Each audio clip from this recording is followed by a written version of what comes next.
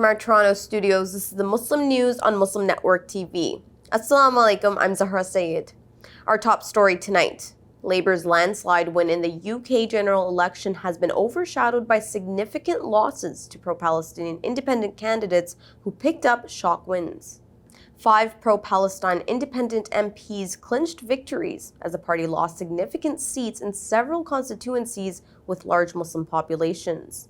Keir Starmer is now the British Prime Minister after Labour won 412 out of 650 parliamentary seats.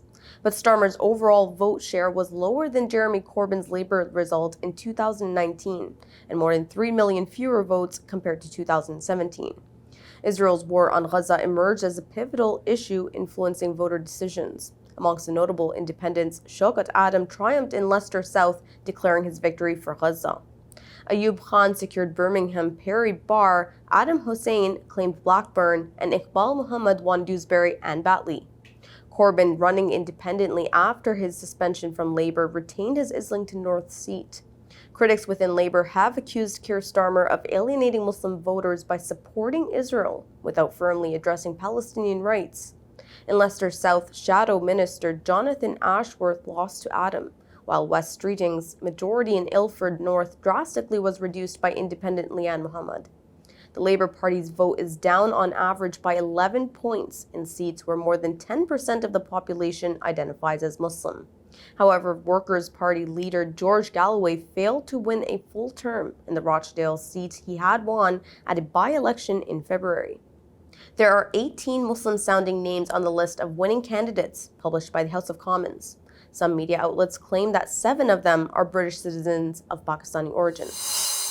New British Prime Minister Keir Starmer has appointed Shabana Mahmood, MP, as Lord Chancellor and Secretary of State for Justice. As a Labour leader, Starmer said he has been seeking to reposition the party on the global stage, emphasizing strong alliances with traditional partners like the United States and the European Union. Starmer, a Labour leader, became the new Prime Minister after Labour's electoral victory. Despite a low turnout, the Labour Party secured 412 out of 650 seats in the House of Commons, ending the Conservative Party's 14-year reign. The Conservatives won 121 seats. The election also saw a surge in support for the Liberal Democrats and the right-wing Reform UK Party, which gained seats from disillusioned Conservative voters. Nigel Farage's far-right-wing Populist Party secured 4 seats, with Farage himself entering Parliament for the first time after 7 attempts. The Liberal Democrats are on track to reclaim their position as Britain's third-largest party by unseating several high-profile Conservatives. The Green Party quadrupled its representation, winning 4 seats with 6.8% of the popular vote. Mossad chief David Bernia traveled to Doha to meet with Qatar's prime minister, aiming to negotiate a potential breakthrough following the latest response to a ceasefire proposal from Hamas. Qatar is hosting Hamas's political leadership at the behest of the United States, which maintains a base in Qatar. Meanwhile, Israel continues its war on Gaza, killing 113 Palestinians in the last 24 hours. At least 5 Palestinians were killed by Israeli airstrikes in Khan Yunis, southern Gaza. The Israeli ground assault in Gaza City's Shujaya neighborhood killed roughly 100 Palestinians. In the West Bank, 4 Palestinians were killed and 1 injured during an Israeli military raid in Jenin. Israel's war on Gaza so far has killed 38,011 Palestinians and wounded 87,445 since October 7th last year. The International Court of Justice has accused Israel of genocide and demanded an immediate halt to military operations in Rafah. Disney heiress Abigail Disney has announced that she will halt donations to the Democratic Party unless President Joe Biden steps down from the 2024 presidential race. Criticizing Biden's recent debate performance against Republican candidate Donald Trump, Disney emphasized the urgency of the situation. Disney has donated nearly $2 million to federal Democratic candidates and committees since 1992. Meanwhile, many top Democratic circles supporting Kamala Harris have started looking for her potential running mate. The Islamic New Year, which is based on the lunar calendar and marked by the start of the month of Muharram, will begin on Sunday. Muharram, which begins with the sighting of the new moon at sunset, signifies the start of the Islamic calendar year. It marks the Hijrah in 622 AD, when the Prophet Muhammad, peace be upon him, migrated from the city of Mecca in Saudi Arabia to Medina, establishing the first Muslim community. The 10th of Muharram is commemorated as Ashura, the martyrdom of Imam Hussein, the Prophet's grandson. This year, Ashura falls on July 28th, based on the Hijri calendar. The Supreme Court has instructed lower courts to review laws in Florida and Texas aimed at restricting social media companies' ability to censor objectionable content. The decision, announced on the court's final day of the term, follows conflicting rulings from appeals courts on the constitutionality of these laws. At issue are laws permitting states to regulate how social media platforms manage content, a challenge led by tech industry groups citing free speech concerns. The laws in Texas and Florida were signed after platforms removed Donald Trump following the January 6, 2021 Capitol attack, seeking to limit content moderation. President Joe Biden's administration supported the platforms' editorial discretion while advocating for narrow government regulation to protect competition and consumer interests. Republicans argue these policies stifle conservative voices, framing them as censorship. A civil lawsuit has been filed against Denton County, Texas, and its correctional officers for forcing a Muslim woman to remove her hijab in custody. Tanya Victoria said that despite her objections, she was compelled to remove her religious head covering, which she has worn for the past decade. The lawsuit argues Denton County's policies violated her First Amendment rights and other federal and state laws protecting religious freedoms. According to the suit, Victoria's traumatic experience included being forced to remain without her hijab for more than 12 hours in custody, which she describes as a violation of her religious beliefs. The legal action seeks to prevent Denton County from mandating the removal of religious head coverings during custody. She also sought compensation for damages and the removal of all related photographs from official records. Trump announces a deal for tower in Jeddah with Saudi developer. Details on this story come after the break. Stay tuned and we'll be right back.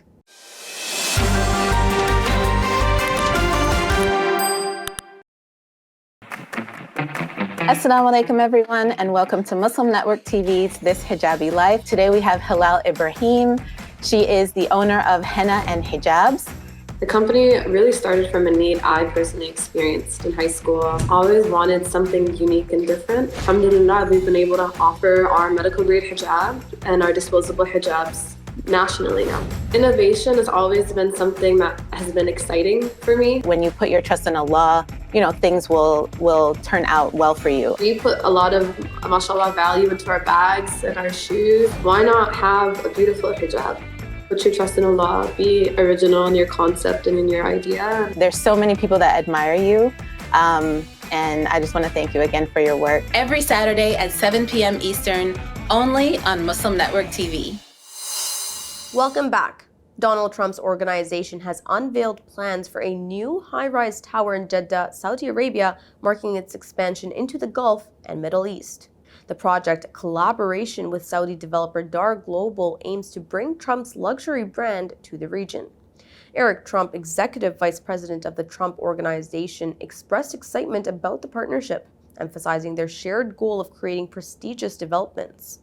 Dar Global highlighted the Trump Tower Jeddah will cater to the luxury Saudi market and international investors.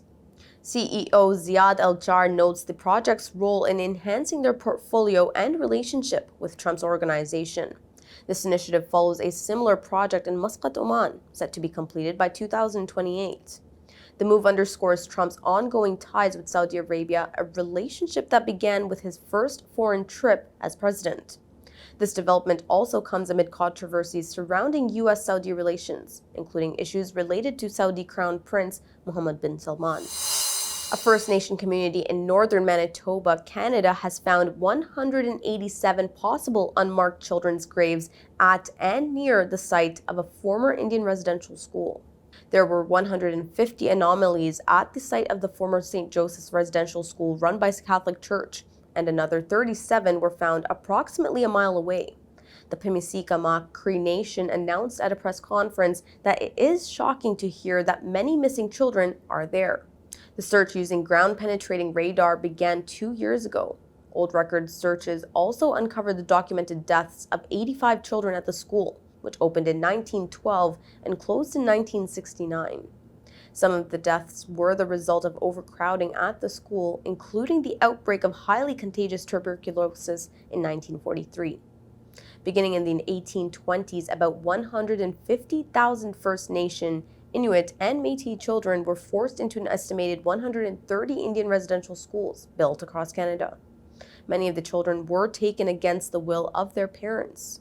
The idea was to stamp out Indigenous culture and replace it with European culture. More than 80 irregular migrants drowned off the coast of Dayago City in southern Mauritania on Thursday. A boat carrying 184 irregular migrants sank off the Mauritanian coast, the local Al Akhbar news agency reports. Local authorities continue to search for several missing people aboard the sunken vessel. The majority of the migrants on the capsized boat were of Senegalese nationality, along with the migrants from other African countries, the news agency said. Mauritania is a major transit point for African migrants seeking to cross into Europe. France's Muslim community is on edge as the far-right National Rally, or RN party, gains ground ahead of the second round of early general elections. Following President Emmanuel Macron's dissolution of the National Assembly, the RN emerged as a leading contender with more than 33% of the vote in the first round held on June 30th. Muslims fear potential far-right policies targeting their religious freedoms, including bans on hijabs and halal practices. A recent conference at the Great Mosque of Paris united community leaders against the RN's divisive rhetoric. Shamsuddin Hafiz, the mosque's rector, is urging all citizens to vote against the RN's discriminatory agenda on July 7th. The rise of the anti-Muslim sentiment within the RN has sparked widespread concern amongst Muslim voters, prompting calls for unity and action to prevent far-right policies from gaining traction. Chinese authorities marked the Muslim holiday of Eid al-Adha with efforts to Sinicize Uyghur traditions in occupied eastern Turkestan, officially known as Xinjiang. Reports said activities included police monitoring, visit to Uyghur homes, and communal events promoting Chinese cultural elements. This move, observed on June 17th, aimed to diminish religious practices and strengthen loyalty to the state, experts noted. Since crackdowns began in 2017, authorities have restricted Islamic customs such as fasting during Ramadan and wearing traditional attire.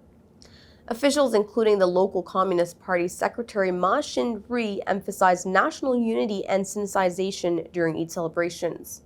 Critics like Henryk Zdzowski from the Uyghur Human Rights Project condemned these actions as assimilationist policies aimed at erasing Uyghur cultural identity. Muslim Network TV has a special report on how China has faked Eid in the past. Muslims fast during Ramadan, and then they offer prayers on Eid Day and celebrate. But not in China, and definitely not Muslims in eastern Turkestan, which the Chinese call Xinjiang, or New Colony. Uyghur and other Turkic Muslims are not allowed to fast nor pray. The police actually go around before dawn, raiding houses if the lights are on. The light indicates that someone is up early eating before fasting. However, this Eid, the Chinese Communist Party decided to fake the Eid. Yes, they created a fake Eid. Here is a clip broadcasted by Chinese state TV. Take a look before we break it down for you.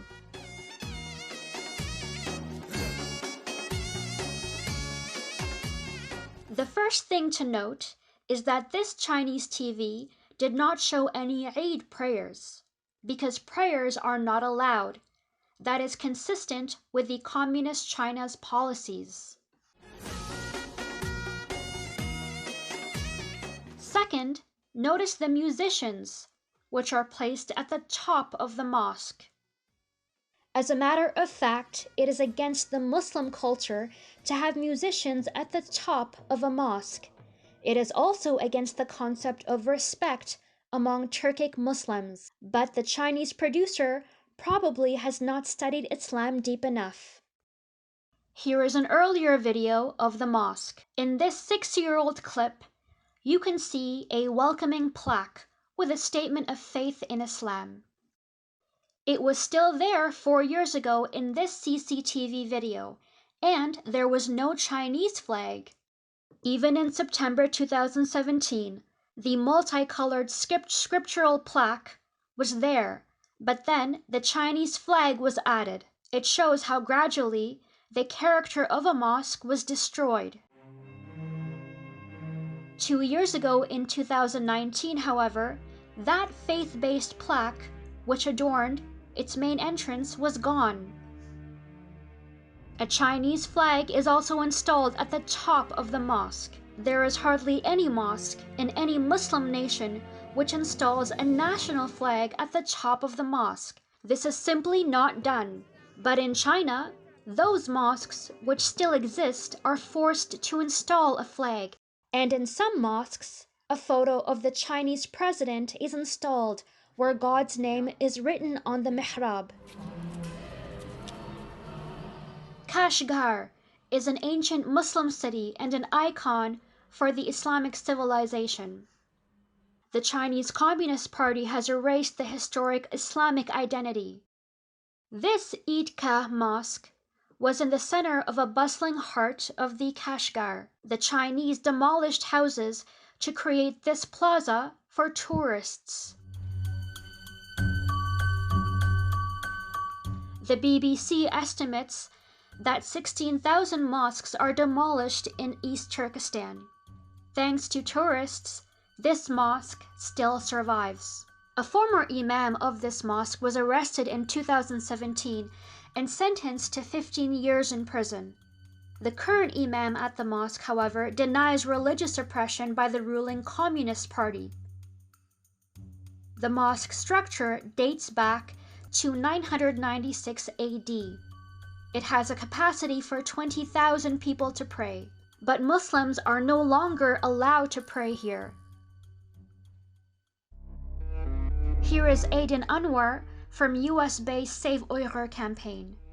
Her family from Kashgar is missing 93 relatives. I'm an Uyghur Muslim, and right now I have 93 relatives in East Turkestan, also known as Xinjiang, who we deem as missing, meaning we've had no contact with them for the past 3 years. We don't know how many are in these re-education camps and whether they are alive or dead.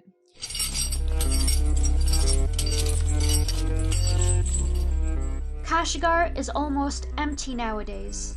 Most of its people are in the largest concentration camp since the Nazis. They cannot even practice their faith, except when the Chinese government forces them to dance. Dancing for the party and no prayers for Allah.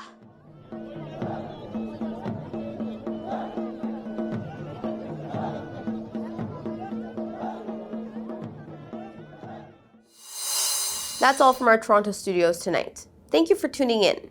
You can subscribe to our YouTube channel and hit the bell icon for the latest updates. Your support is needed more than ever to continue our mission of providing informative, educational, and inspiring content to Muslims in North America and around the world. Donate now by visiting muslimnetwork.tv/donate. For more content, keep watching Muslim Network TV or visit muslimnetwork.tv. Assalamu alaikum and good night.